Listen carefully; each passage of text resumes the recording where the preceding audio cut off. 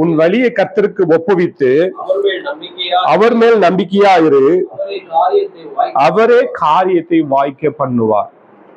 அன்று என்ன வார்த்தையை கொடுக்க வேண்டும் என்று நான் ஆக்சுவலி செய்திகள் நிறைய இருக்கு. காரியம் அப்படி என்று சொல்லும் போது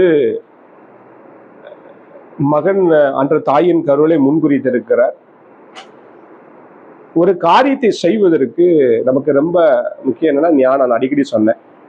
அப்போ ஆண்டவன் சொல்லி இனி வருகிற நாட்கள்ல காரியத்தை வாய்க்க பண்ணுவேன் என்று சொல்றாரு. ஊழியத்துல ஆண்டவர் என்ன தரிசனம் வச்சிருக்கிறார், என்ன திட்டங்கள் வைத்திருக்கிறாருங்கிறத ஒவ்வொரு காரியத்தையும் கர்த்தர் என்ன பண்ணுவாராம், இனி அழகா அப்டேட் பண்ணுவாராம்.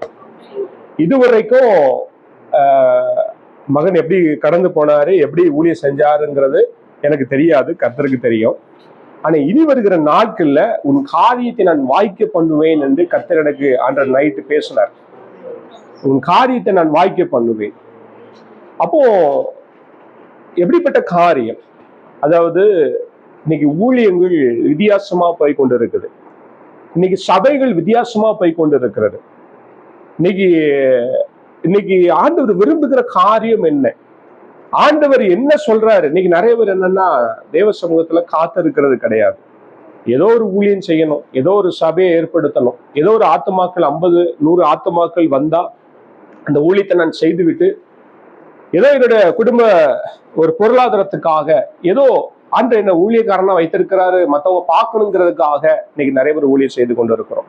அப்படி இல்லாதபடி இனி நான் உன்னை எப்படி நடத்துவேன், இப்படி நீ ஊழியத்துல என்ன அப்டேட் உன்னை நான் பண்ண வைப்பேன் அப்படிங்கிறத ஆண்டு இனிய வருகிற நாட்கள்ல அவங்களுக்கு ஆண்டு கற்றுக் கொடுப்பேன். காரியத்தை இனி அநேக நாட்கள்ல அவருடைய வாழ்க்கையில அநேக காரியங்கள் வாய்க்காம போயிருந்திருக்கலாம், அவருடைய பிரயாசங்கள் வாய்க்காம போயிருந்திருக்கலாம். அந்த சொல்ல உன் கைகளின் பிரயாசத்தை நீ சாப்பிடுவாய், உனக்கு பாக்கியம் நன்மையும் உண்டாயிருக்கும் என்று சொல்லுகிறார். மகனும் இணைந்து செய்கிற சில காரியங்களை வாய்க்காமலே போயிருக்கலாம், எத்தனையோ பிரயாசங்கள் விருதாவா போயிருக்கலாம். ஆனா சொல்றாரு, வழிய நீ போகிற பாதைய அது சரியான பாதையா இருக்குமானா, அதாவது நீ போகிற பாதை அது எனக்கு பிரியமா இருக்கும்போது, அந்த பாதையில நீ கரெக்டா போயிட்டு இருக்கும் போது அந்த காரியத்தை நான் வாய்க்க பண்ணுவேன் என்று கர்த்தர் சொல்லிக்கிறார். வழி என்று என்னன்னா, ஒருவனுடைய வழி கர்த்தருக்கு பிரியமா இருந்தால் என்ன ஆகுமா? ஒருவனுடைய வழி கர்த்தருக்கு பிரியமா இருந்தா அவன் சத்துருக்கள் ஒப்புரவாகும்படி சமாதானமாகும்படி செய்வார் என்று வேதம் சொல்லுகிறது. ஒருவருடைய வழி கர்த்தருக்கு பிரியமா இருந்தால் அவருடைய சத்துரு அவனுக்கு சமாதானமாகும்படி செய்வார் என்று ஆண்டவர் சொல்லுகிறார். அப்ப நம்முடைய பாதைகள் சரியா போகும்போது ஆண்டவர் என்ன பண்ணுவார், நம்முடைய ஒவ்வொரு காரியத்தையும் வாய்க்க பண்ணுவார். அது மாத்திரமில்ல, நம்மளுக்கு எதிராக வருகிற சில சத்துருக்களை சமாதானமாகும்படி செய்வார். இன்னைக்கு நமக்கு சில நெருக்கங்கள், அதாவது ஒரு காரியத்தை செய்யக்கூடாதபடி சில நெருக்கங்கள் நம்மளை சூழ்ந்திருக்கும் போது அந்த காரியத்தை நம்ம செய்யக்கூடாதபடி சத்துரு தடை செய்வோம். அப்போ நம்ம என்ன பண்ணணும் அப்படின்னா, அந்த நெருக்கத்துல ஆண்டவரை நோக்கி கூப்பிடணும். சங்கீதம் 37:5 போகணும். சங்கீதம் 54:7 சொல்லுது, அவர் எல்லா நெருக்கத்தையும் நீக்கி என்னை விடுவித்தார். சங்கீதம் 54:7 சொல்லுது, அவர் எல்லா நெருக்கத்தையும் நீக்கி என்னை விடுவித்தார். அப்போ ஒரு காரியத்தை அந்த காரியம் வாய்க்க போகாம இருக்கிறதுக்கு காரணம் என்ன தெரியுமா? சில நெருக்கங்கள், சில குழப்பங்கள், சில டிப்ரெஷனுக்குள்ள நம்ம போயிருந்தோம். அப்போ எல்லா நெருக்கத்தையும் நீக்கி நம்ம என்ன பண்ணுவாரா, அவர் விடுவிக்கிற தேவனா இருக்கிறாராம். அப்போ சில நெருக்கங்கள் வரும்போது அந்த இடத்துல நம்ம எப்படி ஞானமா நடந்து கொள்ள வேண்டும் என்றதே ஆண்டவர் கற்றுக் கொடுக்கிறார். பிரசங்கி 10:10 சொல்லுது, ஒரு இருப்பு ஆயுதம் மழுங்கலா இருக்க அதை ஒருவன் தீட்டாமல் போனால் அதிக பலத்தை பிரயோகப்படுத்த வேண்டியதா இருக்கும். ஆகையால் ஒரு காரியத்தை செவ்வையா செய்வதற்கு நமக்கு என்ன முக்கியமா? ஞானம் ரொம்ப முக்கியமா. அப்போ நமக்கு ஞானத்தை கொடுக்கறது யாருன்னா அவர் தான். இப்ப இன்னைக்கு நிறைய பேர் என்னன்னா, ஒரு காரியத்தை செய்யறதுக்கு முன்னகட்டி ஞானம் இல்லாம செஞ்சுக்கிட்டு அப்புறம் என்ன பண்ணுவாங்க, அந்த காரியம் வாய்க்காது. ஞானம் இல்லாம அந்த காரியத்தை செஞ்சுட்டு வாய்க்கலையே அப்புறம் ஆகணும், எப்படி செஞ்சா நல்லா இருக்குமோ, அப்படி செஞ்சா நல்லா இருக்குமோ அப்படின்னு சொல்லுவாங்க. அப்ப அதான் சொல்றாரு, நீ எறும்பினிடத்துல போய் ஒரு ஞானத்தை கற்றுக்கொள்ளு சொல்றாரா. எறும்பினிடத்துல போய், அந்த எறும்புக்கு மூளை எங்க இருக்கு, கண்ணு எங்க இருக்கு, வாய் எங்க இருக்கு, நம்ம பார்க்க முடியுமா? அதுகிட்ட போய் நம்ம ஞானத்தை கத்துக்க சொல்றாரு. அப்போ ஒரு காரியம் வாய்க்கவே மாட்டுக்குது, ஒரு காரியம் சக்சஸ்ஃபுல்லே ஆக மாட்டுக்கு அப்படின்னா அதுல ஆண்டவர் நம்மள ஞானமா இருந்து தேவ சமூகத்துல காத்திருந்து ஏன் இந்த காரியம் வாய்க்க மாட்டேங்குது, ஏன் இந்த காரியத்துல நமக்கு ஒரு விடுதலை கிடைக்க மாட்டேங்குது அப்படிங்கறது ஆண்டவர் சமூகத்துல நம்ம தியானிக்கும் போது அந்த நெருக்கத்துல இருந்து கர்த்தர் நம்மளை விடுவிக்க விரும்புகிறார். பாருங்க, யோசபாத்துக்கு விரோதமாக, அதாவது ஒருமுகமாக வந்தவர்களை, யோசபாத்துக்கு விரோதமாக ஒருமுகமாக வந்தவர்களை ஒருவருக்கு விரோதமாக ஒருவர் பட்டயத்தை எழுப்ப முடியாது செய்தார். ஆனா ஆண்டவர் பாருங்க, தன் பிள்ளை நம்பி வந்த யோசபாத்துக்கு ஆண்டவர் வெற்றியை கொடுத்தாரா, விடுவித்தாரா? விடுவித்தார்ல. அதே போல நம்ம அவரை நம்பி இருக்கும் போது நம்மளை அவர் விடுவிக்கிற தேவனா இருக்கிறாரா? சங்கீதம் 18:6 பார்க்கிறோம். எடுத்து வாசிங்க. சங்கீதம் 18:6. எனக்கு உண்டான நெருக்கத்திலே கர்த்தரை நோக்கி கூப்பிட்டு என் தேவனை நோக்கி அபயமிட்டேன். தமது ஆலயத்திலிருந்து என் சத்தத்தை கேட்டார். என் கூப்பிடுதல் அவர் சந்நிதியில் போய் அவர் செவிகளில் ஏறிடுச்சு. அப்போ ஆண்டவர் நம்ம பாருங்க, உங்களுக்கு உண்டான அந்த நெருக்கத்துல நீங்க யாரை நோக்கி கூப்பிடுறீங்களா? கர்த்தரை நோக்கி கூப்பிடுங்களா? அபயமிட்டேன். அபயமிட்டேன்னா என்ன? அது கதறினேன். அபயமிட்டேன்னா ஆண்டவர் சமூகத்துல விழுந்து அப்படி அழுது அவரை நோக்கி நீங்க கூப்பிடுறீங்க. ஒரு நெருக்கங்கள் வரும்போது, ஊழியத்தின் பாதையிலே அநேக நெருக்கங்கள் வரும்போது நம்ம என்ன பண்ணுவோம்? மாம்சம் ஒரு பலவீனமானதுதான். ஒரு நெருக்கங்கள் வரும்போது அது மனிதத்துல போய் சொல்லுவோம். அவன் என்ன சொல்லுவான்? உனக்கு உன் தகுதி இருந்தா இதை நீ செய்யி, உன் தகுதி இல்லைன்னா இதை பண்ணாத, நீ ஏன் ஊழியம் பண்ற, வேலைக்கு போ. இன்னைக்கு அப்படிப்பட்ட வார்த்தைகளை நம்ம கேட்டிருக்கிறோம். ஒரு மனிதனிடத்துல போய் நம்ம ஒரு இதை சொல்லும் போது அவங்க என்ன பண்ணுவாங்க? நல்லா இருந்தா நம்மள நல்ல விதமான வார்த்தைகள் சொல்லுவாங்க. ஒண்ணுமே இல்லையா, நீ ஏன் இந்த இதுல கஷ்டப்பட்டுட்டு இருக்கிற, உன் குடும்பம் இருக்கு, பிள்ளைகள் இருக்குது, நீ 3 பிள்ளைகளை வச்சு கஷ்டப்பட்டுட்டு இருக்கிற, ஒரு வேலைக்கு போனீங்கன்னா உன் குடும்பத்தை அழகா நடத்தலாம இப்படின்னு உலகத்தான் சொல்லுவோம். ஆனா ஆண்டவர் நம்மளை தெரிந்து கொண்டதுக்கு ஒரு நோக்கம் உண்டு. எல்லாருக்கும் அந்த உக்ரைனத்தை பதவி ஸ்டீவர்ஷிப் ஆண்டு கொடுக்க மாட்டார். அப்ப நீங்க என்ன பண்ணணும்? நம்ம அந்த நெருக்கத்துல, எனக்கு உண்டான எல்லா நெருக்கத்திலும் தேவ சமூகத்துல நான் கதரும் போது ஆண்டவர் என்ன பண்றாரா, நம்ம அந்த ஏறெடுக்கிற அந்த ஜெபம் அவருடைய சந்நிதியில அவருடைய சமூகத்துல அது ஏறெடுக்கப்படுகிறதா. என் தேவனை நோக்கி நான் அபயமிட்டேன். அப்போ நீங்க எந்த நெருக்கம் வந்தாலும் ஆண்டவர் சமூகத்துல நீங்க காத்திருக்கும் போது அந்த உங்க வாழ்க்கையில அந்த நெருக்கத்திலிருந்து விடுதலையாக்கி அந்த காரியத்தை அன்று வைக்க பண்ணுவோம். யோபுடைய வாழ்க்கையில பார்க்கிறோம். யோபு சன்மார்க்கனா இருந்தான். அன்று யோபுடைய வாழ்க்கை, யோபு குறித்து படிக்க போனா யோபு குறித்து நிறைய பண்ணலாம். யோபுடைய மனைவி இன்னமும் அவரை நம்பிட்டு இருக்கிற, தூஷித்து ஜீவன இன்னமும் அவரை நம்பிட்டு இருக்கிற, அப்படிப்பட்ட ஒரு வார்த்தைகள் கூட உங்க வாழ்க்கையில வரலாம். இன்னமா அவரை நம்பிட்டு இருக்கிறீங்க, இன்னமா நீங்க ஆண்டவரை நம்பி இருக்கீங்க, அவர் நமக்கு எந்த காரியத்தையுமே செய்ய மாட்டேங்கிறாரு. யோபுதன் சொல்கிறான், அவர்களை நன்மை பெற்று நாம் தீமை பெற வேண்டாமோ. அநேக நேரங்கள்ல, எனக்கு அன்பானவர்களே, அநேக நேரங்கள்ல நம்முடைய வாழ்க்கையில உபத்திரங்கள் வரும். பிரசங்கி 11:5 சொல்லுது, ஆவியின் வழி இன்னதென்றும் கர்ப்பவதியின் வயிற்றில் எலும்புகள் உருவாகும் விதம் என்னதென்று நீ அறியாதிருக்கிறது போல எல்லாவற்றையும் செய்கிற உன் தேவனுடைய செயல்களே நீ அறியா. அழகான வார்த்தை. அந்த வார்த்தை எனக்கு ரொம்ப பிடிக்கும். எல்லாவற்றையும் செய்கிற உன் தேவனுடைய செயல்களை நீ அறியாது. என் வாழ்க்கையில ஏன் அப்படி நடக்குது?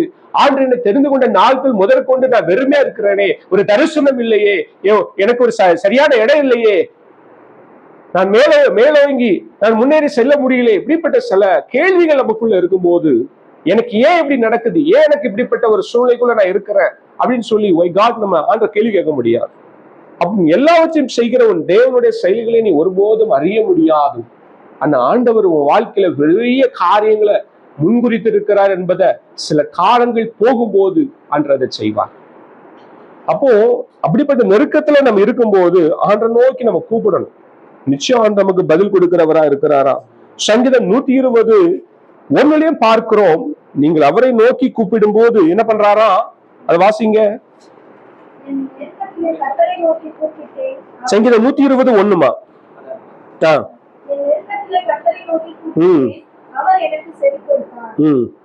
அப்ப பாருங்க, நீங்கள் அவரை நோக்கி கூப்பிடும் போது அவர் உங்களுக்கு செவி கொடுக்கிற தேவனா இருக்கிறாரா? அப்போ அவரை நோக்கி கூப்பிடும் போது நிச்சயம் நமக்கு செவி கொடுக்கிற தேவனா இருக்கிறார். ஊழியம் என்பது ஒரு சாதாரண காரியம் கிடையாது. இன்னைக்கு ஊழியம் என்பது ஏதோ ஒரு நம்ம மன திருப்திக்காக செய்து போகக்கூடியது ஊழியம் அல்ல. நல்ல கவனிங்க, ஊழியத்துல நம்ம இருக்கும்போது நமக்கு 2 விதமான போராட்டங்கள் வரும். ஒண்ணு மாம்சத்துல போராட்டம் வரும், உலக பிரகாரமா போராட்டம் வரும். 2வது ஃபைனான்சியல்ல போராட்டம் வரும். அது அது ஃபைனான்சியல்ங்கிறது வந்து அது கடந்து போகிறது பெரிய ஒரு கரடுமுரடான ஒரு சவால் நிறைந்த ஒரு வாழ்க்கையா இருக்கும். ஏன்னா இன்னைக்கு பாஸ்டர் எனக்கு எவ்வளவு பார்த்துருப்பாரு. 3 பிள்ளைங்க வச்சிருக்கிறாங்க. 3 பிள்ளைகளுடைய படிப்பு நான் யோசிச்சு பாக்குறேன். நான் ஒரு பிள்ளைக்கு ஃபீஸ் கட்டுறதுக்கு இந்த எவ்வளவு கஷ்டப்படுறவன், 3 பிள்ளைகளை படிப்பை வைக்கிறதுக்கு, அவங்க குடும்பத்தை நடத்துறதுக்கு எவ்வளவு கஷ்டப்பட்டு இருப்பாங்கிறது கர்த்தர் தான் அறிந்திருக்கிறார். மனிதன் முகத்தை, இங்க இருக்கிற ஒவ்வொருடைய முகத்தை நம்ம பார்க்க முடியுமே ஒழிய, அம்மாவுடைய இருதயத்துல ஒரு எண்ணங்கள் இருக்கும், ஏக்கங்கள் இருக்கும். இவங்க கிறிஸ்டியுடைய இருதயத்துல ஒரு ஏக்கங்கள் இருக்கும், ஒரு ஒரு ட்ரீம் இருக்கும், ஒரு கனவுகள் இருக்கும். மிரியாம் அவங்களுடைய இருதயத்துல. அப்போ ஆண்டவர் நம்முடைய இருதயத்தை பார்க்கிற தேவனா இருக்கிறார். அப்போ நம்ம இருதயத்தை நம்ம யாரும் பார்க்க முடியாது. நான் என்ன சூழ்நிலை வாழ்ந்து கொண்டு இருக்கிறேன் அப்படிங்கிறத கர்த்தர் அறிந்து இருக்கிறார். அதனால நீங்க அந்த பைனான்சியல்ல வரும்போதுதான் அப்படியே ஒரு போராட்டம் இருக்கும். யோபு பக்தன் சொல்லுகிறான், யோபு 13:15 அவர் என்னை கொன்று போட்டாலும் அவர் மேல் நான் நம்பிக்கையா இருப்பேன், ஆனாலும் என் வழிகளை அவருக்கு முன்பாக நான் ரூபகாரம் பண்ணுவேன் என்று யோபு பக்தன் சொல்லுகிறான். அப்போ தாவீதுடைய வாழ்க்கையிலே பார்க்கிறோம். 2 சாமுவேல் 5:9 பார்க்கிறோம், தாவீது நாளுக்கு நாள் விருத்தி அடைந்தான், சேனைகளின் தேவனாய் கர்த்தர் அவனோடு கூட இருந்தார் என்ற வேதத்துல பார்க்கிறோம். அப்போ தாவீதுடைய வாழ்க்கையிலே கர்த்தர் அவனோடு கூட இருந்தார். இந்த ஒரு காரியம் என்னன்னா, நம்ம காரியம் வாய்க்க கூடாதபடி சில தடைகள் வரும்போது என்னன்னா, நம்ம ஆண்டோடு கூட இருக்கிறோமா, அனுதினமும் இருக்கிறோமா, ஆண்டோடைய மன விருப்பத்தின்படி நடக்கிறோமா அப்படிங்கறத ஒவ்வொரு நாளும் நம்ம இது பண்ணணும். அப்ப தாவீது என்ன பண்றான், நாளுக்கு நாள் விருத்தி அடைந்தான், சேனைகளின் தேவனாய கர்த்தர் அவனோடு கூட இருந்தார். அப்ப நீங்க ஊழியத்துல நாளுக்கு நாள் விருத்தி அடைய வேண்டும் என்று சொன்னால், கர்த்தர் ஒவ்வொரு நாளும் உங்களோட கூட இருக்கும்போது நிச்சயம் நீங்கள் பழுகி பெருகி இந்த சமுத்திரத்தை, இந்த தேசத்தை நீங்கள் ஆளுகை செய்வீர்கள். அது அதாவது ஆரம்பம் அற்பமா இருக்கும், எல்லாருடைய பார்வைக்கும் ஆரம்பம் அற்பமா இருக்கும். நான் சொல்றேன், உங்களுக்கு 1 ஆத்துமா கிடைச்சாலும் சந்தோஷப்படுங்க, 2 ஆத்துமா கிடைச்சாலும் சந்தோஷப்படுங்க, 10 ஆத்துமா கிடைச்சாலும் சந்தோஷப்படுங்க, 10,000 ஆத்துமாக்கள் கிடைச்சாலும் சந்தோஷப்படுங்க. ஆண்டு விரும்புகிற காரியம் என்ன தெரியுமா? ஆண்டு விரும்புகிற காரியம் என்ன ரட்சித்தார் இல்லையா? என்ன ரட்சித்த தேவன் எல்லாரையும் ரட்சிக்கிறதுக்கு அவர் வல்லவரா இருக்கிறார். அப்ப ஆண்டுடைய மன விருப்பத்தின்படி நம்ம வாழும்போது ஆண்டு நம்ம வாழ்க்கையில அந்த காரியத்தை வாய்க்க பண்ணுவார். அப்போஸ்தலர் 13:22 பார்க்கிறோம், தாவீது என் இருதயத்துக்கு ஏற்றவனாக கண்டேன், அவன் எனக்கு சித்தமானவைகள் எல்லாம் செய்தான் என்று யார் சாட்சி கொடுத்திருக்கிறாராம்? கர்த்தரே சாட்சி கொடுத்திருக்கிறாராம். அப்போ நம்ம இருதயம் ஆண்டுடைய இருதயத்துக்கு ஏற்றதா இருக்கும்போது ஆண்டு என்ன பண்ணுவாராம்? நம்ம காரியத்தை வாய்க்க பண்ணுவார். இப்போ ஒன்றும் இல்லை, ஒரு வீடு அலைன்ஸ் பார்க்குறோம், ஒரு குடும்பத்தில் ஒரு மகளுக்கு திருமண வரன் பார்க்குறோம், இல்லை மகனுக்கு திருமண வரன் பார்க்குறோம். அது நம்ம நிறைய பேர் என்னன்னா அது ஜெபிக்கிறது கிடையாது. இப்போ பாருங்க, இந்த திருப்பூர்ல அந்த ரித்தன்யாவா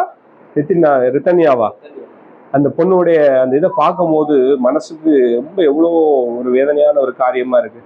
அந்த குடும்பத்துல அவங்க தாய் அந்த சித்ரா தேவிங்க அங்க ரட்சிக்கப்பட்டிருந்தா அந்த குடும்பத்துல அவங்க பிள்ளைகளை எப்படி வளர்த்திருப்பாங்க? இல்ல இவங்க வீட்டுல இவங்க ரட்சிக்கப்பட்டிருந்தா எவ்வளவு அழகா அந்த பிள்ளைய ஆர்கனைசேஷன் பண்ணியிருப்பாங்க. ஆவிக்குரிய வாழ்க்கையில இருக்கும்போது நம்ம ஒரு நாளும் சத்துரு நம்ம ஜீவனை எடுக்க மாட்டான். அப்போ எப்படிப்பட்ட தந்திரத்தை வைக்கிறான் பாருங்க குடும்பத்துக்குள்ள.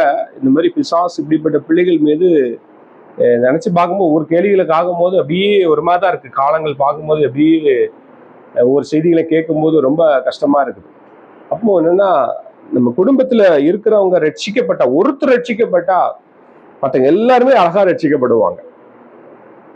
அப்போ நல்ல ஆண்டோட கூட இருந்து அவங்க அந்த திருமண வாழ்க்கை அந்த பொண்ணுக்கு அரேஞ்ச்மெண்ட் பண்றதுக்கு முன்னுக்கிட்டி அவங்க தேவ சமூகத்துல காத்திருந்து பண்ணியிருந்தாங்கன்னா ஆண்டவர் அந்த காரியத்தை பண்ணியிருப்பாரா, வாய்க்காதே போகும். அது மாதிரி அது இருக்காது. ஒரு பிரச்சனை வரும்போது ஆண்டவர் டைவர்ட் பண்ணிடுவார்ல. ஒரு ஒரு ஏற்ற இந்த வரன் தேவ சித்தமா அப்படிங்கிறத நம்ம ஆராய்ந்து பார்க்கும்போது தேவ சித்தம் இல்லைன்னா அந்த மகளுடைய வாழ்க்கை தேவ சித்தத்தின்படி நல்லா இருந்திருக்குமே. இதுதான் ஆண்டவர் காரியத்தை வாய்க்க பண்ணுகிறது. அப்போ தேவ சமூகத்துல இருந்தாதான் அந்த காரியம் அது அழகா ஆண்டவர் வாய்க்க பண்ணுவார். இல்லைன்னா நம்மளை வேற விதமான ஒரு காரியத்துல கொண்டு போய் சிக்க வச்சிருவார். அப்போ ஒவ்வொரு நாளும் நம்ம தேவ சமூகத்துல நம்ம காத்திருக்கும் போது நம்ம காரியத்தை ஆண்டவர் வாய்க்க பண்ணுவார். அப்போ நீ வருகிற நாட்கள்ல ஆண்டவருடைய ஊழியத்தை நீங்க செய்கிறதற்கு ஆண்டவரே இந்த நிமிஷத்துல இருந்து ஆண்டவரே ஒருவேளை எனக்கு ஒரு சின்ன ஒரு ஆசை, இப்படி நான் ஊழியம் செய்யணும், இப்படி நான் இருக்கணும் அப்படின்னு அந்த எண்ணம் இருந்தா கூட ஆண்டவரே அப்படிப்பட்ட காரியங்கள் எல்லாம் நான் டெஸ்ட்ராய்ட் பண்றேன்ப்பா. நீங்க என்ன விரும்புகிறீங்க, நீங்க என்ன செய்ய என்னை கொண்டு சித்த வச்சிருக்கிறீங்க இந்த திண்டுக்கல் பகுதியில அப்படி நீங்க ஒப்பு கொடுக்கும் போது கர்த்தர் அழகா உங்களை நடத்துவார். உங்க காரியத்தை அப்டேட்டா அவர் வாய்க்க பண்ணுவார். ஆண்டுடைய வார்த்தை சங்கீதத்துல ஒரு வசனம் உண்டு, நல்ல உண்டு, எனக்கு ரொம்ப பிடிக்கும். அவருடைய வார்த்தை சங்கீதம் 6:9 நினைக்கிறேன். அவருடைய வார்த்தை எப்படி இருக்குதான், மண்குகையில் 7 தரம் உருகி புடப்படப்பட்ட வெள்ளிக்கோப்பான சுத்த சொற்களா இருக்கிறது. ஆண்டுடைய வார்த்தை எப்படி இருக்குதான், 7 தரம் உருகி புடப்படப்பட்ட வெள்ளிக்கோப்பான சுத்த சொற்களா இருக்கிறதா. ஓசியா 8:6 சொல்லுது, என் வேதத்தின் மகத்துவங்களை நான் எழுதி வைத்திருக்கிறேனே, அவர்களை அந்நிய காரியமாய் எண்ணிக்கொண்டு இருக்கிறார்களே. அப்போ ஆண்டுடைய வார்த்தை அப்படிப்பட்ட ஒரு வார்த்தையா இருக்கு. அப்போ ஒவ்வொரு நாளும் நீங்க உங்க காரியத்தை வாய்க்க செய்யணும் அப்படின்னா நீங்க என்ன பண்ணணும், ஆண்டு சமூகத்துல காத்திருந்து ஆண்டவரை நீங்க என்ன கொண்டு என் மனைவி பிள்ளைகளை கொண்டு நீங்க என்ன செய்ய விரும்புகிறீங்களோ அப்படி நடத்துங்கப்பா. எங்களுக்கு எந்த ஆசையுமே இல்லை ஆண்டவரை. நான் இன்ன வரைக்கும் அடிக்கடி நான் சொல்லுவேன், என் சாட்சிலாம் பெரிய சாட்சி. அது சொல்றதுக்கு என்னன்னா, அது 6 பொம்பளை பிள்ளைக்கு அம்மாட்ட சொல்லிட்டு இருந்தேன் காலையில. 6 பெண் பிள்ளைக்கு நான் ஒரு பையன், 6 பத்து ஆண்டி அரசன்னு சொல்லுவாங்க. 6 பொம்பளை பிள்ளைகளோட பிறந்து வளர்ந்துறானா எப்படி இருப்பான்னு பாத்துக்கோங்க. அப்ப எத்தனையோ நாட்கள் நான் அழுத நாட்கள் உண்டு. எங்க அம்மா கிட்ட போய் என்ன ஏன் பெத்தீங்க, என்ன சாகடிச்சிருக்கலாம்ல. 6வது எங்க அம்மா அப்பவே எல்லாம் மாத்திரை கத்திர எல்லாம் சாப்பிட்டுருக்காங்க, அதனால இந்த கண்ணாடி போட்ட நிலைமை. சாகடிக்க எல்லாம் மாத்திரையை சாப்பிட்டுருக்காங்க, கடைசியில பார்த்தா பையனா பிறந்துட்டேன். 6வது பொம்பளை பிள்ளையா பிறக்க வேண்டியது. அப்ப ஏன்னா ஆண்டு நம்மளை தாயின் கருவில முன்குறித்து இருக்கிறாரு பாத்தீங்களா. எவ்வளோ உடைக்கப்பட்டேன், பிசினஸ்ல 1 கோடி ரூபாய் லாஸ், சினிமா துறையில படத்துல இன்ஸ்பெக்டரா வில்லனா நடிச்சேன். அப்புறம் ஜெயில் வாழ்க்கை, ஜெயிலுக்குள்ள கிடைச்ச பைபிள் தான் நீங்க பரிசுத்த வேந்த நிக்கிற ஊழியக்காரனா ஆக்கிருக்கு. அப்போ எவ்வளோ உடைக்கப்பட்டு எவ்வளோ வந்தல்ல இது வரைக்கும் பாருங்க. ஒவ்வொரு நாளும் அப்படியே துக்கப்பட்டு பாரப்பட்டு ஒவ்வொரு நாளும் அவர் சமூகத்துல அழுது என் ஆசனை அனுரை எப்படி என் வாழ்க்கையில என்ன போய் தெரிந்து கொண்டீங்களே, நான் தகுதி கிடையாது, இந்த ஊழியத்தை செய்வதற்கே நான் தகுதியில, நான் பலவீனமானவனை என்ன போய் நீங்க தெரிந்து கொண்டீங்களே. ஆண்டவர் சொல்லுகிறாரு, நீ என்ன தெரிந்து கொள்ள, நான் உன்னை தெரிந்து கொண்டேன். அவர் நம்மளை முன்னமே தாயின் கருவில முன்னமே தெரிந்து கொண்டார் என்று வேதம் சொல்லுகிறது. அதுல எத்தனையோ பாடுகள் வந்தப்போ கூட இன்ன வரைக்கும் எனக்கு ஆசை தெரியுமா, ஆண்டவர் நான் மறிக்கிறதுக்குள்ளே அக்கௌண்ட்ல 1 கோடி ரூபாய் பணம், 1 கோடி ரூபாய் பணம் என் அக்கௌண்ட்ல இருக்கணும் அப்படின்னு நான் நினைக்கிறேன். அப்படிதானம்மா? அப்படின்னு நினைக்கல. அன்று நான் மறிக்கிறதுக்குள்ள என் அக்கௌண்ட்ல 1 கோடி ரூபாய் பணம் இல்லைல்லப்பா, 1 கோடி ஆத்துமாக்களை சம்பாத்தியம் பண்ணி இப்படி சமூகத்துல வரணும்னு நினைச்சிட்டு இருக்கிறேன். நான் பெரிய சொத்து இல்லை, எனக்கு எதுவுமே இந்த பரிசுத்த வேதாகமம் ஒண்ணுதான் எனக்கு சொத்து. ஆனா அன்னைக்கு சொல்றேன், என்ன தகுதி இல்லாத என்ன அந்த எத்தனையோ பேருக்கு எத்தனையோ குடும்பங்களுக்கு அன்றைய நான் ஆசீர்வாதமா இருக்கிறேன். ஒரு வித்தியாசமா இருக்கும், செய்தி வேலைகள் பாக்குறதுக்கு வித்தியாசமா இருந்த மாதிரி இருக்கும். ஆனா அவங்க எல்லாம் அவங்க நான் சொன்ன வார்த்தைகள் எல்லாம் அவங்க யோசிப்பாங்களாம். அதுக்கப்புறம் எனக்கு ஃபோன் பண்ணுவாங்க, நீங்க சொன்ன காரியத்தை ஆண்டு எனக்கு நிறைவேற்றினாரு, ஆண்டு இப்படி நடத்தினாரு, அப்படி பண்ணினாரு அப்படின்னு சொல்லி அநேக சாட்சிகளை சொல்லுவாங்க. அப்ப நம்ம என்னன்னா, நம்ம தேவனுக்கு பிரியமா வாழும்போது, தேவனுக்கு பிரியமா நடக்கும் போது நம்மளுடைய காரியத்தை அவர் வாய்க்க பண்ணுவார். இது வரைக்கும் உங்களுடைய காரியம் வாய்க்காமல் இருந்தாலும் கூட இனி வருகிற நாட்கள்ல கர்த்தர் சீக்கிரமாக உங்க காரியத்தை வாய்க்க பண்ணுவார். நீங்க ஒப்பு கொடுத்துருங்க, அன்று நிச்சயமா முன்குறித்திருப்பார். ஆண்டு அவருடைய உங்களுக்கு கொடுத்திருக்கிற தரிசனத்தை இனி அவரு புதுசா எழுத போறது கிடையாது. ஆல்ரெடி அவரு ப்ரிப்பரேஷன் எழுதிட்டார். இவ்வளவு காலம் நம்மளை ஏன் அந்த அந்த ஒரு டெஸ்டினேஷனுக்குள்ள அந்த ஒரு என்ன சொல்றது மெச்சூரிட்டிக்குள்ள நம்மளை ஏன் ஒரு பாலிசி இன்சூரன்ஸ் பாலிசி எடுக்கும் போது ஒரு மெச்சூரிட்டி ஒண்ணு இருக்கும் தெரியுமா? கிரேஸ் பீரியட்னு ஒண்ணு இருக்கும். நம்ம 7 வருஷம் கட்டினா 3 வருஷம் அதுக்கு மெச்சூரிட்டி இருக்கும்.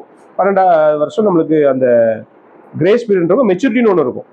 அப்போ உங்களுக்கு கொடுக்கப்பட்டிருக்கிற இந்த காலங்கு இந்த வயசு உங்களுக்கு என்ன வயசு ஆகுது பாஸ்? உங்களுக்கு 36 வயசு வரைக்கும் ஆண்டு உங்களை இந்த ஸ்டேஜ்ல வச்சிருக்கிறாருன்னா அந்த என்ன பண்றாரு தெரியுமா? சில விஷயங்களை கத்துக் கொடுக்க விரும்புகிறார்.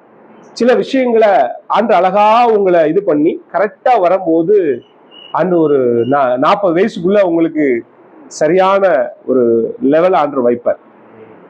40 வயசுக்குள்ள ஒரு பரிபூரணமான ஒரு ஊழியத்தை ஆண்டு வைக்க விரும்புகிறார். இது நான் தீர்க்க தரிசனமா சொல்றேன். 40 வயதுக்குள்ள ஆண்டு ஒரு பரிபூரணமான ஒரு நிறைவான ஒரு ஊழியத்தை ஆண்டு உங்க வாழ்க்கையில வைப்பார். அப்ப இந்த 4 வருடம் நீங்க என்ன பண்ணணும்? தேவ சமூகத்துல காத்திருக்கும் போது ஒவ்வொரு காரியத்தையும் ஆண்டு வைக்க பண்ணுவார். ஒரு சபை ஒரு சபை நடத்த வேண்டும் என்று சொன்னால் அது சில லேசான காரியம் கிடையாது.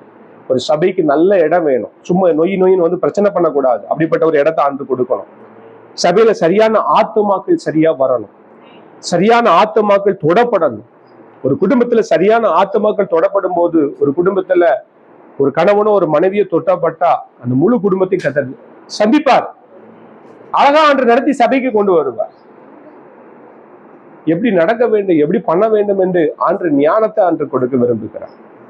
அப்போ இனி வருகிற நாட்கள்ல உங்க காரியத்தை ஆண்டு வாய்க்கு அழகா நடத்துவார். ஒரு இடத்தை கொடுப்பார், ஆத்துமாக்களை கொண்டு வருவார். அழகா எப்படி சபையில எப்படிப்பட்ட ஊழியங்களை செய்ய வேண்டும், என்னென்ன ஊழியங்களை செய்ய வேண்டும் என்று ஆண்டு அழகா அதை உங்களுக்கு அப்டேட் பண்ணுவார். வித்தியாசமா கிறிஸ்டியா இனி வரும் நாட்கள்ல ஆண்டு வித்தியாசமா நான் கிறிஸ்டின் பேர் சொல்றேன் தப்பா நீங்க தங்கச்சியா தான் இருப்பீங்க. அவருக்கு 36 உங்களுக்கு 34 32 தான் இருக்கும். அவன் பேரே சொல்லலாம். என் தங்கச்சியோட உங்களுக்கு கம்மி தான். அதனால இனி வருகிற நாட்கள்ல ஆண்டு உங்களை ஷைன் பண்ணி எப்படி ஆண்டு உங்களை 2 பேரையும் ஊழியத்துல நான் சொல்றேன். இப்போ ப்ராபசியா நீங்க இனி ஒருமனப்பட்டு இதுக்காக ஜெபிக்க போறீங்க. ஆண்டு அழகா காரியத்தை வாய்க்க பண்ண போகிறார். இனி எந்த பிள்ளைகளோட படிப்பு காரியத்தை எந்த காரியத்தையும் குறித்து நீங்க கவலைப்பட போறது கிடையாது. எத்தனையோ காரியங்கள் வெளியே சொல்ல முடியாம இப்படியும் நீங்க இந்த நிமிஷம் வரைக்கும் நீங்க உங்க அம்மா கூட நீங்க சில காரியங்களை பகிர்ந்துருக்க மாட்டீங்க. உங்க இதயத்துக்குள்ள வைத்திருக்கிறீங்க. அதை ஆண்டு பார்க்கிற அதெல்லாம் தூக்கி போட்டு நீங்க தேவ சமூகத்துல காத்திருக்கும் போது, நீங்க மற்றவங்களுக்காக ஜெபிக்கும் போது, சகோதரி மிரியாமுக்காக அவருடைய பிள்ளைகளுக்காக நீங்கள் ஜெபிக்கும் போது ஆண்டு உங்க வாழ்க்கையில உங்க சிறையிருப்பை மாற்றுவார். யோபு தன் சிநேகிதருக்காக வேண்டுதல் செய்த போது கர்த்தருடைய சிறையிருப்பை மாற்றினார் என்ற விதத்துல பார்க்கிறோம். அப்ப நீங்க மற்றவங்களுக்காக நீங்க ஆண்டவரே மத்தவங்க ஊழியம் பண்றாங்களா, மத்த ஊழியக்காரனுக்காக ஊழியக்காரிக்காக நீங்க ஜெபிக்க ஆரம்பிங்க. இப்ப நான் சொல்றேன், நீங்க ஊழியக்காரன மத்த ஊழியங்களுக்காக மத்த ஊழியக்காரிக்காக நீங்க ஜெபிங்க. மத்த குடும்பங்களுக்காக நீங்க மிரியாம் அவங்களுக்காக நீங்க ஜெபிங்க. ஒரு பாலை தூக்கி நீங்க எப்படி தூக்கி போடுறீங்களோ அந்த பால் திரும்ப எப்படி உங்களுக்கு வருதோ, நீங்க ஏறெடுக்கப்படக்கூடிய ஒவ்வொரு ஜெபம் இனி உங்களுக்கு அல்லாதபடி மற்றவங்களுக்காக நீங்க ஜெபிக்க ஜெபிக்க ஜெபிக்க பல ஆசீர்வாதங்களை கர்த்தர் உங்க வாழ்க்கையிலே கொடுக்க விரும்புகிறார். உங்க பிள்ளைகளுடைய படிப்புகளை எதிர்காலத்துல தேவைகளை நீங்க ஒரு நாள் கலங்கிட்ட நீங்க நிற்க தேவையில்லை. நீங்க மற்றவங்களுக்காக ஜெபிக்கும் போது ஆண்டவங்களுடைய தேவைகளை அழகா நடத்துவார். ஆண்டவரே எனக்கு கஞ்சி கொடுத்தா கூட நான் குடிச்சு வாழுவோப்பா, என்ன சைக்கிள் கொடுத்தா கூட நான் ஓட்டுவேன் ஆண்டவரே அப்படி நீங்க ஒப்பு கொடுத்து வாழும் போது ஆண்டு சைக்கிள் கேட்கிறான் பைக்கை கொடுப்போம், பைக்குக்கு மேல காரை கொடுப்போம். இப்படி ஆண்டு அழகா உங்களை நடத்த ஆரம்பிப்பார். ஆண்டு சொல் ஏசாயால ஒருவன் அதாவது என் கற்பனைகளை நீ கவனித்தாயானால் அது நலமா இருக்கும், அப்பொழுது உன் சமாதானம் நதியை போல உன் நீதி சமுத்திரத்தின் அலைகளை போல இருக்கும் என்று கத்து சொல்லுகிறார். இன்னைக்கு நான் ஊழியம் பண்றேன் சொல்றேன், எனக்குள்ள ஒரு குறை உண்டு. குறையில்லாத மனிதன் யாருமே கிடையாது. எனக்குள்ளே ஒரு குறை உண்டு. ஆண்டவர் சொல்றாரு, உனக்குள்ள ஒரு குறை உண்டு, இன்னைக்கு பரிசுத்தம் பண்ணிக்கொள், நாளைக்கு உன் நடுவிலே யோசுவா பார்த்து சொல்றாரா?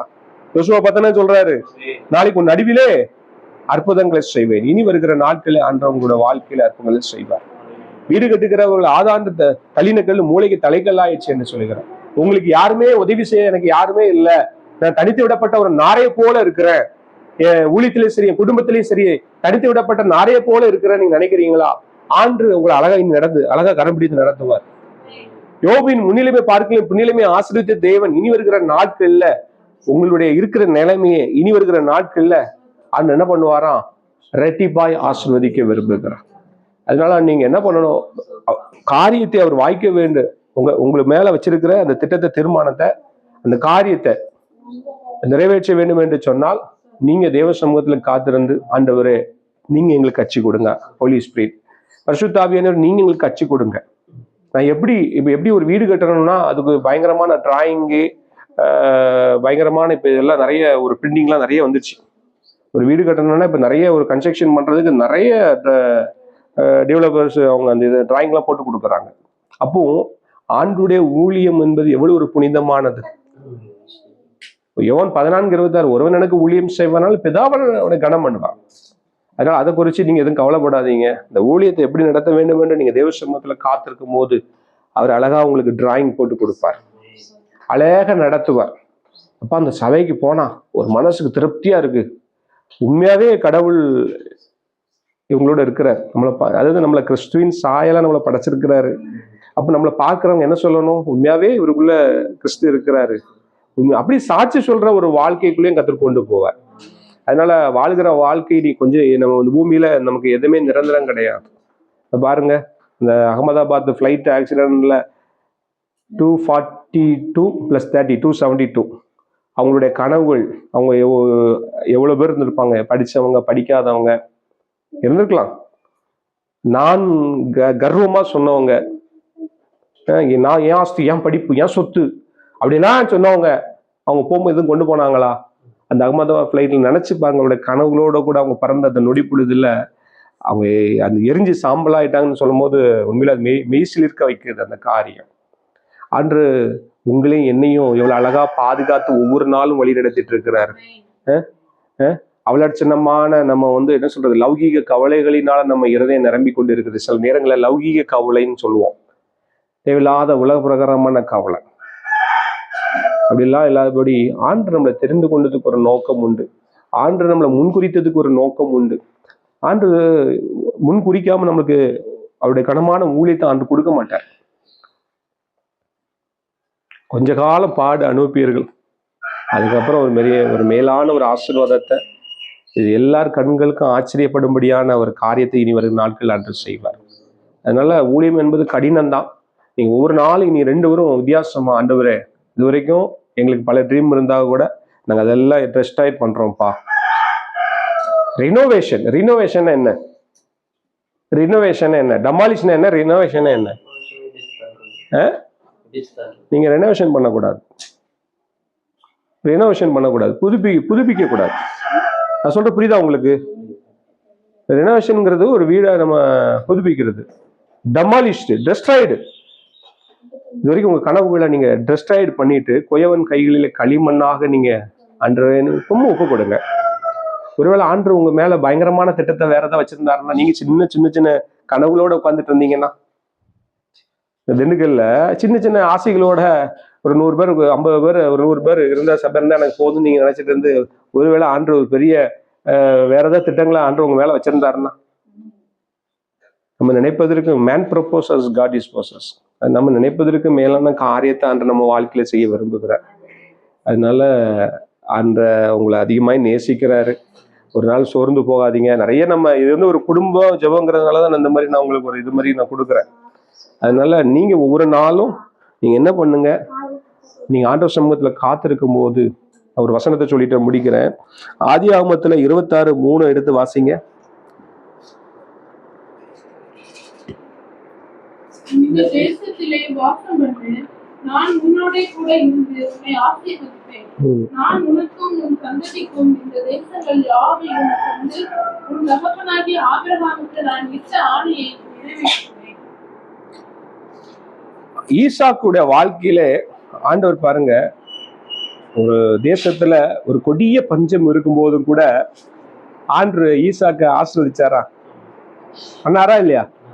அதே போல இனி உங்களுக்கு வாழ்க்கையில நீங்க ஒண்ணுமே இல்லாம இருந்தாலும் ஆண்டு உங்களை வெறுமையா விட மாட்டார்.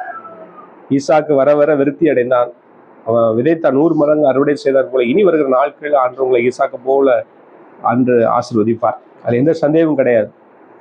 அதனால நீங்க என்ன பண்ணணும், ஒவ்வொரு நாளும் அப்டேட் பண்ணணும். ஆண்டவரே இன்னைக்கு என்ன செய்யணும், இன்னைக்கு என்ன பண்ணணும். அப்ப அந்த வார்த்தையின்படி நீங்க நடக்கும்போது அழகா அதாவது மற்ற இடத்துலலாம் உங்களுக்கு வறட்சியா இருந்தாலும் கூட இந்த இடத்துல மாப்பு செய்கிற எண்ணெயின் தொட்டியும் அது நிரம்பி வழியக்கூடியதாக கர்த்தர் மாற்றுவார். அது எந்த சந்தேகமும் கிடையாது. சரிங்களா? அதனால ஆண்டவர் சொல்றாரு, உன் வழியை நீ ஒப்புவித்து நம்ம முடிச்சிடலாம். ஜோம் பண்ணிட்டு முடிச்சிருவோம். உன் வழியை நீங்க எந்திரிச்சு ஜோம் பண்ண சின்ன ஜோம் பண்ணிடுவோம். இனி வருகிற நாட்கள்ல நீங்க என்ன பண்ணுங்க, நீங்க 2 பேரும் உங்க வழியை கர்த்தருக்கு ஒப்புவித்து நீங்க என்ன பண்ணணும், உங்க வழியை அவருக்கு ஒப்புவித்து அவர் மேல நீங்க நம்பிக்கையா இருக்கும்போது ஆண்டவர் என்ன பண்ண உங்க காரியத்தை வாய்க்க பண்ணுவார். எரேமியா 17:7 அழகா சொல்லுது, கர்த்தர் மேல் நம்பிக்கை வைத்து கர்த்தரை தன் நம்பிக்கையாக கொண்டு இருக்கிற மனிதன் பாக்கியவான். சரிங்களா? அதனால ஒவ்வொரு நாளும் நீங்களா இருக்கட்டும், சகோதரியா இருக்கட்டும், இந்த ஊழியத்துல மனிதனை நம்புவதை பார்க்கலாம், பிரபுக்களை நம்புவதை பார்க்கலாம், கர்த்தர் பேரில் பற்றுதலா இருப்பதை நலம். இனி வருகிற நாட்கள்ல உங்க ஊழியத்தின் பாதையில ஒவ்வொரு நாளும் ஆண்டவர் மேல நம்பிக்கை வச்சு ஆண்டவரே இனி நான் உங்க மேல நம்பிக்கை வைப்பேன்ப்பா. நீங்க சொல்லுங்க, கண்களை மூடி, ஆண்டவரே இனி வருகிற நாட்கள்ல ஒவ்வொரு காரியத்துல உங்க மேல நம்பிக்கை வைப்பேன்ப்பா. உங்க மேல நம்பிக்கை வச்சு நான் ஆண்டவரே நான் அப்டேட் ஆகும்ப்பா. கர்த்தர் மேல நம்பிக்கை வைக்கிற மனிதன் பாக்கியவான் என்று வேதம் சொல்லிக்கிறோம். அதனால அவரே நீங்க ஒவ்வொரு நாளும் உங்க வழிகளை ஆண்டு ஒப்பு கொடுக்கும் போது உங்க காரியத்தை ஆண்டு வாய்க்க பண்ணுவார். உங்க பிள்ளைகளுடைய படிப்பு காரியத்தை ஆண்டு வாய்க்க பண்ணுவார். உங்க குடும்பத்தினுடைய தேவைகளை கர்த்தர் வாய்க்க பண்ணுவார். உங்க சரீரத்துல ஒரு சுகத்தை ஆண்டு வாய்க்க பண்ணுவார். உங்க குடும்பத்துல காணப்படுகிற தேவ சமாதானத்துக்கு விரோதமான காரியத்தை சீர்குலைத்து இந்த சமாதானத்தை ஆண்டு வாய்க்க பண்ணுவார். அப்படிப்பட்ட தேவனை நாம் ஆராதிக்கிறோம். ஒப்பு கொடுக்கலாமா? ஆண்டவரே இனி நாங்க உங்களுக்கு பிரியமாக நாங்க வாழ எங்களுக்கு உதவி செய்யுங்க. ஒவ்வொரு நாளும் உடைய சித்தத்தை செய்து வாழ்கிறவர்களாய் தாவீதை போல ஆண்டவரே எங்க இருதயம் உங்க இருதயத்துக்கு ஏற்றது போல மகனாய் மகளாய் ஆண்டவரே என் இருதயம் உங்க இருதயத்துக்கு ஏற்ற ஒரு மகனாய் மகளாய் எங்களை மாற்றுங்க ஆண்டவரே. உமக்கு சித்தமான காரியத்தை நான் செய்து வாழ்வேன் ஆண்டவரே. எனக்கு வேற ஆசையே இல்லப்பா. சொல்லுங்க ஆண்டவரே, எனக்கு வேற எந்த ஆசையுமே இல்லை ஆண்டவரே. உமக்கு பிரியமான காரியத்தை நான் செய்வேன். நீங்க ஒப்பு கொடுக்கும் போதே ஒப்பு கொடுங்க, வாய் திறந்து. ஆண்டவரே என்னுடைய காரியத்தை நீங்க வாய்க்க பண்ணுவீங்கப்பா. என் மேல வச்சிருக்கிற தரிசனத்தை நீங்க வாய்க்க பண்ணுவீங்க ஆண்டவரே. இனி நான் எந்த அங்கலாய்க்க மாட்டேன் ஆண்டவரே. எந்த காரியத்தை குறித்து நான் வேதனைப்பட மாட்டேன் ஆண்டவரே. இனி நான் உங்களுக்காக ஓடுவேன் ஆண்டவரே. இனி உமக்காக நான் ஊழியம் செய்வேன் ஆண்டவரே. திரளான ஜனங்களை கத்தரி நீ ஆண்டவரே சபையில கொண்டு சேர்ப்பீர் என்று நான் விசுவாசிக்கிறேன்ப்பா. சொல்லுங்க ஆண்டவரே, திரளான ஜனங்களை நீங்க எனக்கு கொடுப்பீங்கப்பா. திரளான ஆத்துமாக்களை நீங்க எனக்கு கொடுப்பீங்க ஆண்டவரே. நான் உங்களை விசுவாசிக்கிறேன்ப்பா. நான் விசுவாசிக்கிறேன் ஆண்டவரே. சொல்லுங்க. நீங்க சொல்லும் போதே, இப்ப நீங்க விசுவாசிக்கும் போதே ஒரு பிரசன்னத்தை, ஒரு தேவ பிரசன்னத்தை நீங்கள் இப்போது காண்பீர்கள். ஒரு தேவ பிரசன்னத்தை நீங்கள் இப்போது காண்பீர்கள். தேவ பிரசன்னத்தை நீங்கள் இப்போது காண்பீர்கள். ஆண்டு உங்க காரியத்தை வாய்க்க பண்ணுவார். நீ எதை குறிச்சு கவலைப்படாத. உன் எதிர்காலத்தை குறிச்சு கவலைப்படாத. உன் பிள்ளைகளை குறிச்சு கவலைப்படாத. எல்லாரும் இப்படி சொல்றாங்களே, எல்லாரும் இப்படி பண்றாங்களே அப்படின்னு சொல்லி புறம் கூடுறாங்களே, அப்படி நீ கவலைப்படாத. உன் காரியத்தை நான் வாய்க்க பண்ணுவேன் என்று சேனைகளின் கர்த்தர் சொல்லுகிறார். உன் காரியத்தை நான் வாய்க்க பண்ணுவேன் என்று கர்த்தர் சொல்லுகிறார். ஆண்டவரே, மனதார அவர்களை ஆசீர்வதிக்கிறேன் அப்பா. ஆண்டவரே, வந்தவர்கள் ஒவ்வொருவரையும் ஆண்டவரே மேல சகோதரி கிறிஸ்டிய மிரியாம் அவருடைய குடும்பத்தை, பிள்ளைகளை, அருமை தாயார, அருமையான மகனை நான் மனதார ஆசீர்வதிக்கிறேன் அப்பா. தொடர்ந்து இவங்களை பலப்படுத்துங்கப்பா. தொடர்ந்து இவங்களை வழி நடத்துங்கப்பா. தொடர்ந்து இந்த நிமிஷத்திலிருந்து ஆண்டவரே ஒவ்வொருவரோட பேசுங்க. சொல்லுங்க ஆண்டவரே, என்னோட பேசுங்கப்பா. தொடர்ந்து இந்த நிமிஷத்துல இருந்து என்னோடு கூட பேசுங்கப்பா. என் வாழ்க்கையில கர்த்தர் ஒரு வித்தியாசத்தை நீங்க செய்ய போறீங்க ஆண்டவரே. நான் நினைப்பதற்கு மேலான காரியத்தை என் வாழ்க்கையில நீங்க செய்ய போறீங்க. நான் விசுவாசிக்கிறேன் ஆண்டவரே. நான் விசுவாசிக்கிறேன் ஆண்டவரே. நான் நம்புகிறது அவராலே வரும். நான் நம்புகிறத சொல்லுங்க ஆண்டவரே. நான் நம்புகிறது உமாலே வரும் ஆண்டவரே. நம்ம விசுவாசிக்கிறேன்னு சொல்லும் போது ஒரு தேவ பிரசன்னத்தை நீங்க உணர்ந்து கொள்ளுகிறீங்க. இப்போது தேவ பிரசன்னம் உங்க மேல இறங்கி கொண்டு இருக்கிறது. ஒரு தேவ பிரசன்னம் உங்க மேல இறங்கி கொண்டு இருக்கிறது. ஒரு தேவ சமாதானம், ஒரு நிறைவான சமாதானம் உங்களுக்குள்ள காணப்படுகிறதை நீங்கள் உணர்ந்து கொள்வீர்கள். ஒப்பு கொடுங்க ஆண்டவரே. என் காரியத்தை நீங்க வாய்க்க பண்ணுவீங்கப்பா. இனி நான் கவலைப்பட மாட்டேன். இனி என் தேவைகளை குறித்து நான் கவலைப்பட மாட்டேன் ஆண்டவரே.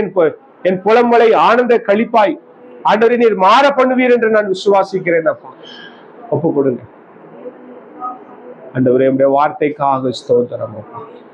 ஆண்டவர் தொடர்ந்து பலப்படுத்துங்க, தொடர்ந்து பலப்படுத்துங்க ஆண்டவரே. தொடர்ந்து ஆண்டவர் வருகிற ஊழியங்களை ஆண்டவரை ஆசீர்வதிங்கப்பா. இனி தொடர்ந்து என்ன பேச வேண்டும் என்று ஆவியானவரே ஆண்டவரே எங்க இருதயத்துல நாவுகளை வைங்கப்பா. தொடர்ந்து நீங்க வழி நடத்துங்க தகப்பனே. தொடர்ந்து ஆசீர்வதிக்கிறேன், பிள்ளைகளை ஆசீர்வதிக்கிறேன். உன் சந்ததிய வானத்து நட்சத்திரங்களை போல நான் ஆசீர்வதிப்பேன் என்று சொல்லிருக்கிறீங்கப்பா. அதற்காக முக்கிய ஸ்தோத்திரம் ஆண்டவரே. கடற்கரை மணலை போல ஆண்டவரை ஆசீர்வதிப்பேன் என்று சொல்லிருக்கிறீங்க. ஆபிரகாம் என் சொல்லுக்கு கீழ்ப்படிந்தபடினாலே வானத்து நட்சத்திரங்களை போல கடற்கரை மணலை போல நான் ஆசீர்வதித்தேன் என்று சொன்னது போல இனி நாட்களில் சந்ததியை நீர் ஆசீர்வதிக்க போகிறீர். அதற்காக முக்கிய ஸ்தோத்திரம். உங்களுடைய கரத்துல எங்களை தாழ்த்தி ஒப்பு கொடுக்கிறோம். அந்த பெரிய காரியங்களை செய்கிறார். அடியின் பிரயோஜனம் உள்ள ஊழியின் அடியை மறைத்து நீர் வழிபடும். இயேசுவின் இன்ப நாமத்தில் பிதாவே, ஆமென். என் ஆத்துமாவே கர்த்தரை ஸ்தோத்திரி, என் முழு உள்ளமே பரிசுத்த நாமத்தை ஸ்தோத்திரி. என் ஆத்துமாவே கர்த்தரை ஸ்தோத்திரி, செய்த சகல உபகாரங்களே மறவாது. ஆமென்.